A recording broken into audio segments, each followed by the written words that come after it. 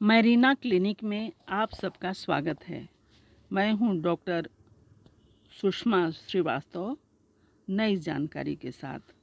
अभी तक हमने बताया था कि बिजलियों को लगाने का स्थान कहाँ कहाँ है और किस नाड़ी पर हम बिजलियों को लगा करके लाभ ले सकते हैं। तो आज 16वीं नाड़ी, जिसे लघु अधोजीवा तंत्रिका या स्मॉल हाइपोग्लोसी के बारे में बताऊंगी। इसका संबंध ग्रेट हाइपोग्लोसी की नाड़ियों से होता है। बिजली का इस स्थान पर प्रयोग करने से हलक यानी कंठ, तालु, जिह्वा तथा मस्तिष्क पीड़ा में बहुत लाभ मिलता है। पश्च कपाल तंत्रिका, ऑक्सीपिटल नर्व्स, इस स्थान से वात नाड़ियाँ संपूर्ण शरीर में फैली हैं।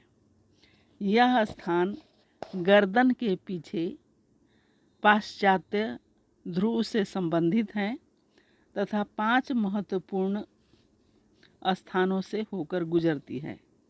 इस स्थान पर बिजली का प्रयोग करने से मस्तिष्क रोग दूर होता है। संपूर्ण शरीर के लिए बिजलियों का प्रयोग यहाँ पर किया जा सकता है। इसलिए गर्दन के पीछे जो स्पाइनल कॉर्ड है, वहाँ पर हम लोग बिजलियाँ लगाते हैं ताकि संपूर्ण शरीर पर इसका प्रभाव पड़े और हमें लाभ हो। ग्रीवा तंत्रिका, ग्रेट सिंपैथिक नर्व्स, वात नाड़ियों का यह सबसे बड़ा केंद्र है। रीढ़ की 17वीं कशेरुका के दोनों ओर इसकी शाखाएं फैली हैं। ये शाखाएं वृक्क यानी किडनी, आंत, हृदय, यकृत तथा फुफ्फुस में फैली हुई हैं। बिजलियों का प्रयोग यहाँ करने से समस्त शरीर को लाभ होता है। पुच्छास्थि केंद्र तंत्रिका यानी पुच्छ अस्थि केंद्र तंत्रिका, यह सुषुम्ना नाड़ी का 21वां जोड़ा होता है और यहाँ से निकलता है। इसकी शाखाएं हमारे मलाशय तथा मूत्राशय में फैली हुई हैं। यहाँ बिजली का प्रयोग करने से मलाशय तथा मूत्राशय के सभी रोग ठीक हो जाते हैं। अनुतंत्रिक तंत्रिका या सैकल नर्व्स, इसी स्थान पर सुषुम्ना का अंत होता है। भीतर की ओर इसी नाड़ी की बहुत सी शाखाएं फैली हुई हैं और ये शाखाएं फैलकर नाड़ी गंड बनाती हैं, जो कि दाहिनी ओर से बाईं ओर फैली हुई हैं। इसकी शाखाएं टांग की तरफ जाती हैं तथा यह गर्भाशय, मूत्राशय, पुरुष तथा स्त्री जननेंद्रियों में फैली हुई हैं। स्त्री और पुरुष के जनन अवयवों के रोग और टांग के रोगों में बिजलियों का और मरहम का प्रयोग करने से बहुत ही लाभ पहुंचता है। जानुसंधि, नी ज्वाइंट, आजकल हम देखते हैं कि घुटने दर्द की समस्या, घुटने से संबंधित और कई बीमारियां हमारे सामने आती हैं। लोग घुटने के दर्द से परेशान होते हैं, चल नहीं पाते हैं, यहाँ तक कि घुटना बदलवाने की बात होती है। क्यों बदलना है घुटना? एकदम नहीं। जानुसंधि इस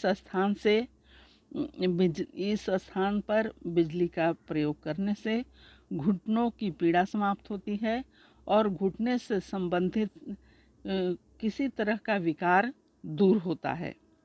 मूत्र मूलाधार,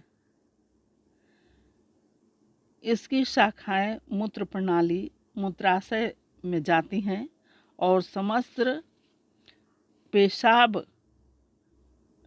प्रणाली के रोगों में, जैसे मूत्र का अवरोध होना, पेशाब का रुक जाना, मूत्राशय की प्रदाह आदि में यहाँ पर बिजलियाँ लगाने से बहुत ही आराम मिलता है। साथ ही वृक्क प्रदेश यानी किडनी रीजन में इस स्थान पर मरहम और बिजलियाँ लगाने से वृक्क से संबंधित रोगों में लाभ मिलता है।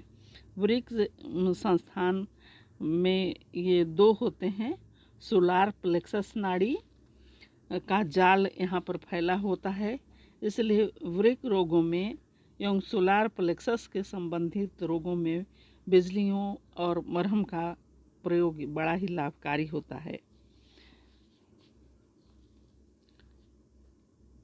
फिर आगे हम देखते हैं अधः स्पर्शक क्षेत्र। इस स्थान पर बिजलियों का प्रयोग करने से यकृत यानी लीवर और प्लीहा के रोग दूर होते हैं। इसका स्थान वक्ष यानी छाती से उदर पेट यानी पेट तक फैला हुआ है, जो पसलियों के नीचे तक चला जाता है। यहाँ पर बिजलियाँ लगाने से ज्वर, यकृत विकार यानी लीवर के संबंधित जितने भी विकार हैं, प्लीहा रोग में इस स्थान पर मरहम लगाने से और बिजलियों का प्रयोग करने से बड़ा ही लाभ मिलता है। पेड़ू, इस स्थान पर जो वात नाड़ियाँ जाल की तरफ फैली हुई हैं, स्त्री जनेंद्रियों, पुरुष जनेंद्रियों तथा मूत्राशय में यह जाल की तरफ फैला हुआ है। मूत्र रोगों के कंठ में, जनन रोगों आदि में उपयुक्त बिजली लगाने से बड़ा फायदा मिलता है। फिर अगली बात करेंगे हम मूत्राशय प्रदेश यानी रीजन ऑफ ब्लैडर की।